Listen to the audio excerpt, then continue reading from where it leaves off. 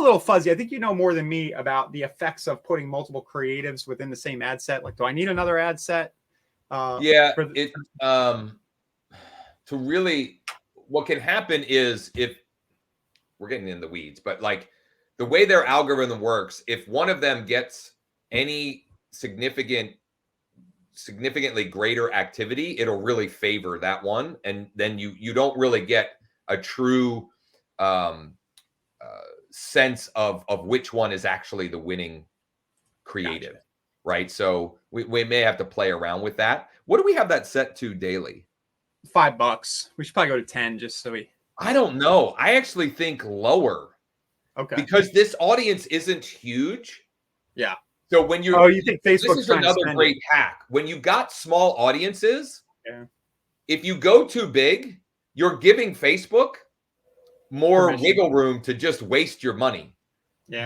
But if you force it down to a small number, at least if you listen to the Facebook experts, Facebook will then work harder to make that budget work better, right? And I don't know, there's got to be a formula there. I don't know what it is, but I do know that this is not like a massive audience, right? Like if I was running this for my entire market with a reach of 200 to 400,000 people, 5, 10, I may even, and we might want to, what we may do is test these and then take the winner and do it broad audience throughout the market, right? But for this, I think $1 or $2 a day and just squeeze Facebook to really get the most from that little bit of budget. Well, I want to leave it at 5 right now just to compare to the first one. Yep.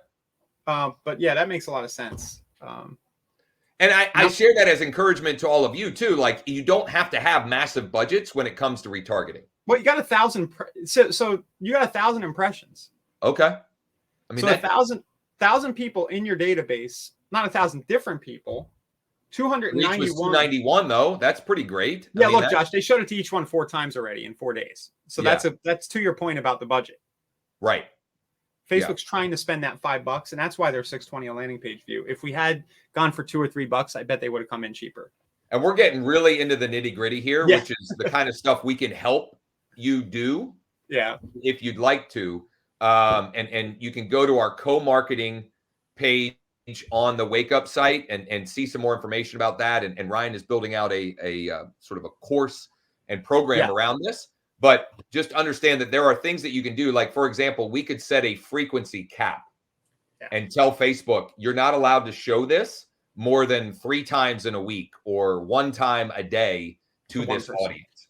So there's things that you can do proactively with that. But at the end of the day, the stuff we're getting in the weeds about, that's the 20% of stuff that doesn't get you any. I don't know how to say it. It's not the 80-20. It's the 80% that only gives you 20% of the results. Whereas the launching an ad like this is the 20 that gets you the 80. Yeah.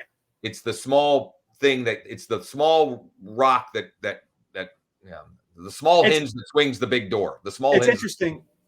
In our industry, we've got all types of people. Like, you're either a solo agent and you might have a $10 or $20, $30 a day ad budget, which is great. And then we've got big brokerages who are spending $1,000, $2,000, $5,000 a day on marketing. If you're getting to the level of spending $1,000 a day on your marketing, then maybe this frequency cap and all this stuff starts to matter at scale.